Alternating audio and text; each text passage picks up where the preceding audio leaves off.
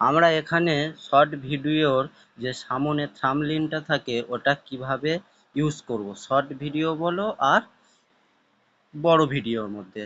প্রথমে আমরা ইউটিউবে চলে যাব। এই ইউটিউবে গেলাম। ইউটিউব থেকে একদম নিচের দিকে চলে আসো।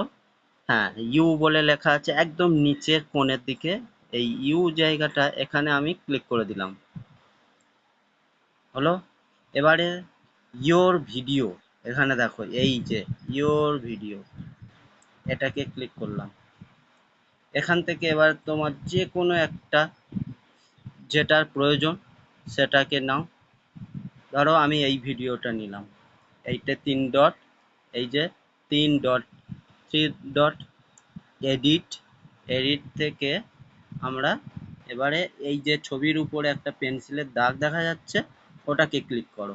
হ্যাঁ, এবারে এরকম চলে আসবে ছবিটা।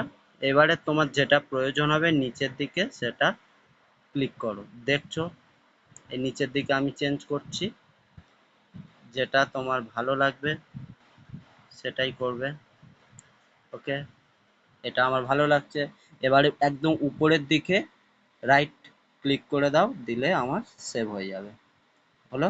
এবার আরেকবার এই সেভে ক্লিক করতে হবে। কমপ্লিট।